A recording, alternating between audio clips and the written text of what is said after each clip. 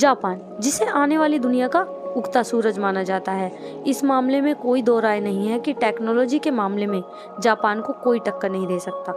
पर इन सब के अलावा जापान को एक गायन शौचालय का देश भी कहा जाता है, या फिर एक ऐसा देश जहाँ की ट्रैफिक लाइट्स ब्लू कलर की होती हैं, और भी बहुत सारी चीजें जो इस देश को दुनिया से बिल्कुल अलग बनाती हैं।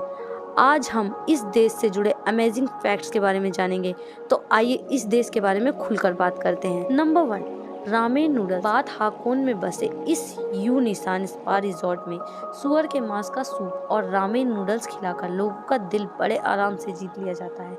जापान के काफी लोग इसके पीछे दीवाने हैं। उनका ये मानना है कि सुअर के मांस का सूप उनकी त्वचा के लिए बहुत लाभदायक है, क्योंकि उसमें भारी मात्रा में कोलेजन पाया जाता है। Number 2, square watermelon. तरबूज के इस आकार का आविष्कार पिछले 70s में एक ग्राफिक डिजाइनर की मदद से किया गया था, क्योंकि इस आकार में इन्हें फ्रीज में मजबूती से रखा जा सकता है और काफी आराम से काटा भी जा सकता है।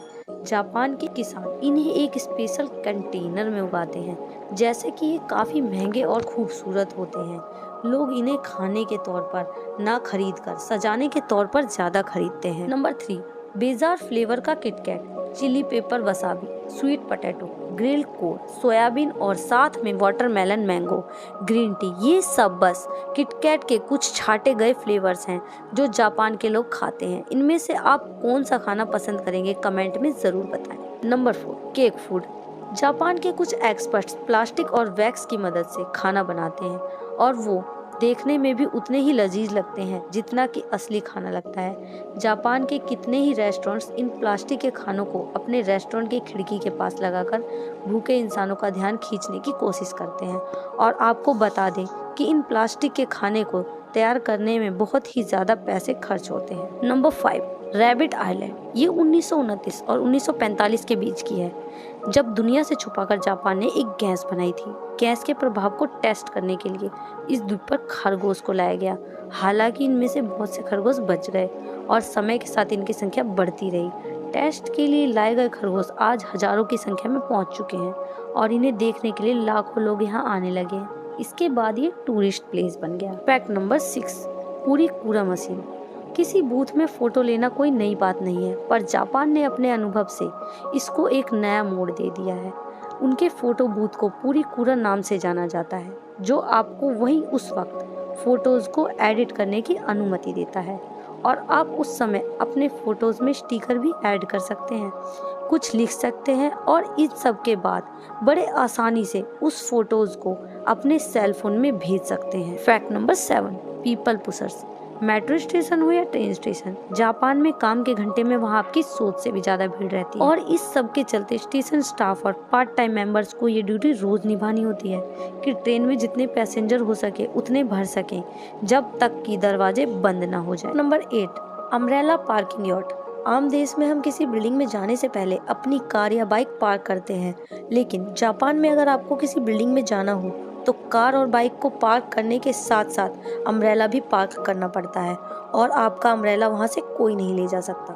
अम्ब्रेला पार्क करने के पीछे मकसद ये है कि आप बिल्डिंग को पानी पानी करने से बचा सकते हैं। अगर आपका अम्ब्रेला पानी से तार हो जाता है तो जापान के लगभग सभी सरकारी बिल्डिंग, होटल और ऑफिस में इन अम्ब्रेला पार्किंग लॉट का इस्तेमाल किया जाता है। Fact number 9, millions vending machine. दुनिया के ज्यादातर देशों में वेंडिंग मशीन नाम की कोई चीज नहीं होती, वहीं पूरे जापान में 5 मिलियन से भी ज़्यादा वेंडिंग मशीन का इस्तेमाल किया जाता है। जापान के लोगों का देर रात तक काम करना बिल्कुल आम बात है, और इसलिए उनके स्नैक्स और सोडा के लिए इन वेंडिंग मशीन्स का इस्तेमाल किया जाता है। पर वैसे आप इन वेंडिंग मशीन से कुछ भी खरीद सकते हैं, ड्रिंक्स से लेकर अंडरवियर तक, कुछ भी। आपको क्या लगता है, हमारे देश में भी ये सुविधा होनी चाहिए या फिर नहीं, कमेंट में ज़रूर बताएं। Number 10, train delays make headline. Japan में समय की पाबंदी और अनुशासन का बड़ा महत्व है, और ट्रेन स्टेशन इस चीज से बचने के लिए कुछ भी कर सकते हैं। अगर ट्रेन 5 मिनट भी लेट हो जाए तो रेलवे कंपनी को उनके वर्कर्स और पैसेंजर्स से रिलेटेड सर्टिफिकेट देना पड़ता है, जिन्होंने उनकी वजह से शायद कोई इम्पोर्टेंट मीटिंग मिस कर दी है। और अगर ट्रेन किसी वजह से 1 घंटे से ज़्यादा लेट हो जाए तो रेलवे कंपनी को न्यूज़पेपर में एक माफ़ीनामा देना पड़ता है। Number 11, silent karaoke. ये माइक्रोफोन एक अलग तरह का माइक्रोफोन है। इसे वहाँ के लोग अपने मुंह के ऊपर लगा के रखते हैं, जिसकी मदद से वो अपनी भुनभुनाहट को दूसरों तक नहीं ले जाने देते। अक्सर जापान में इस गैजेट का इस्तेमाल ज़्यादातर वो लोग करते हैं जो अपने अगल बगल के लोगों को परेशान नहीं करना चाहते, या फिर वो लोग जिन्हें पब्लिक प्लेस में खुद में गाना गाने में शर्म आती है। Number 12, slurping. वैसे तो दुनिया में कितने ही देशों में झुकने को अच्छा नहीं माना जाता, लेकिन जापान में झुकने को किसी खाने की प्रशंसा मानी जाती है। और अगर नूडल्स खाते वक्त आप झुके नहीं तो उस रेस्टोरेंट का शेफ समझेगा कि आपको उसका नूडल पसंद नहीं आया। Fact number 13, face napkins. ये तो आप सब जानते ही होंगे कि जब भी हम बर्गर खाते हैं तो हमारे मुंह पर केचप लग जाता है, चाहे हम कितना भी आराम से खाएं। पर वहाँ के एक रेस्टोरेंट के मालिक ने इसका इलाज ढूंढ निकाला है। वो रेस्टोरेंट में आने से पहले लोगों का चेहरा एक अलग तरह के नैपकिन से कवर कर देते हैं, जिससे उनके बर्गर खाने से उनका चेहरा गंदा नहीं होता। ये देखने में थोड़ा अजीब जरूर लगता है। Fact number 14, water saving CX। Japan में इन बेसिन्स को टॉयलेट के बिल्कुल बगल में लगाया जाता है। ऐसा इसलिए क्योंकि टॉयलेट के तुरंत बाद आप पहले अपना हाथ धोएं और फिर उसी पानी का इस्तेमाल आप फ्लश के लिए कर सकते हैं। इसी तरीके से आप एक ही पानी से 2 काम कर सकते हैं। इससे पानी की भी बचत होती है। Fact number 15, strange Mayo. दोस्तों, जापान में मेयो की कोई खास रेसिपी नहीं है। वहाँ पर लोग इसका इस्तेमाल सैंडविच, सलाद या मीट पे नहीं करते, बल्कि इसका इस्तेमाल आइसक्रीम और पैन केक के ऊपर करते हैं।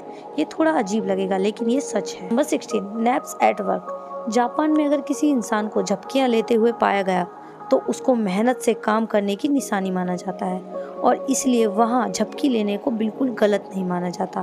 पर अगर हमारे इंडिया में ऐसा हो तो उसे काम से ही निकाल दिया जाएगा।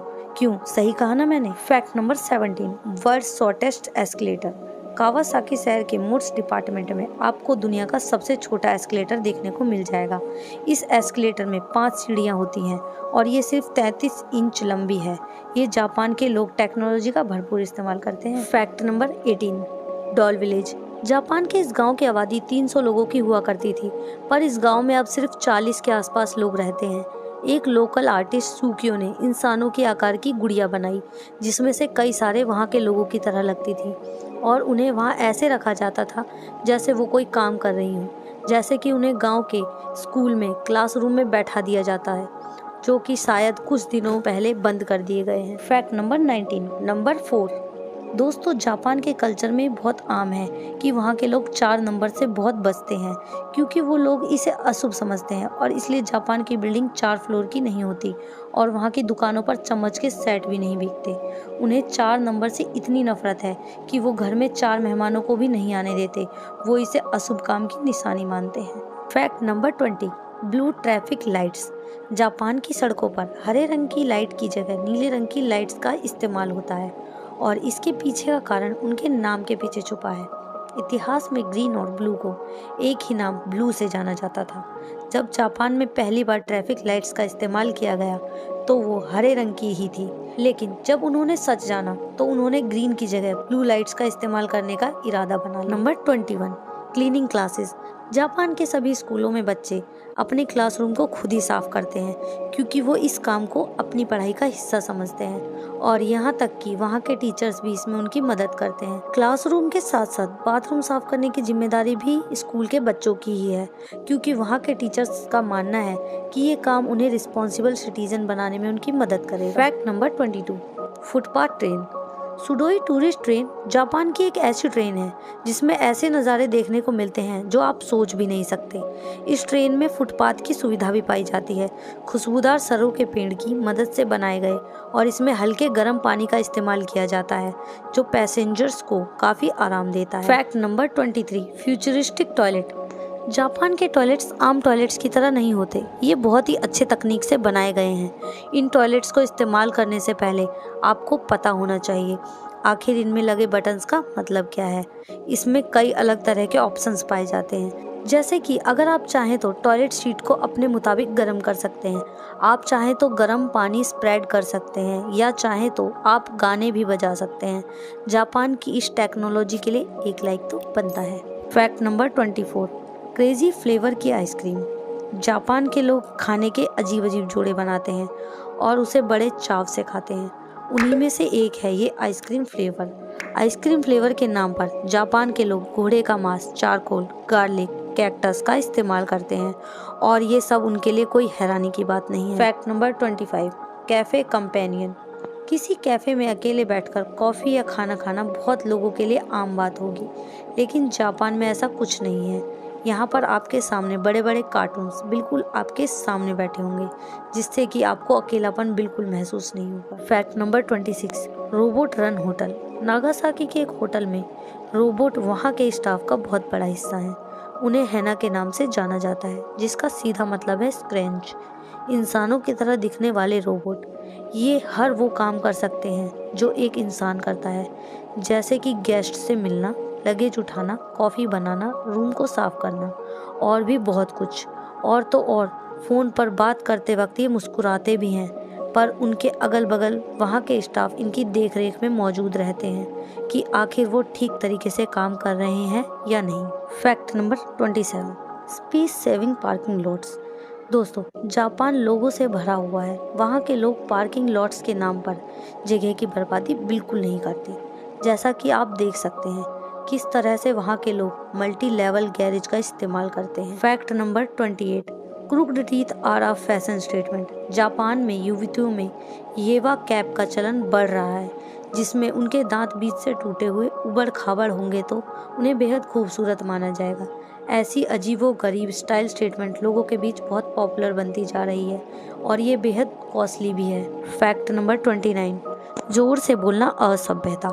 जापान में सार्वजनिक स्थानों पर जोर जोर से बोलना या किसी चीज़ को सूंघना असभ्यता माना जाता है। इतना ही नहीं, यहाँ दो लोगों का हाथ पकड़कर साथ चलना भी अच्छा नहीं माना जाता। जापान के लोग नववर्ष की खुशी में सबसे पहले मंदिर में जाकर 108 बार घंटियाँ बजाते हैं। फैक्ट नंबर 30, बच्चों के लिए खास नियम। जापान में ऐसा कानून भी है जिसके तहत बच्चों को 10 साल की उम्र तक किसी भी तरह की कोई परीक्षा नहीं देनी पड़ती। इन 10 सालों में उन्हें बचपन की ज़िंदगी का मज़ा लेने का मौका दिया जाता है।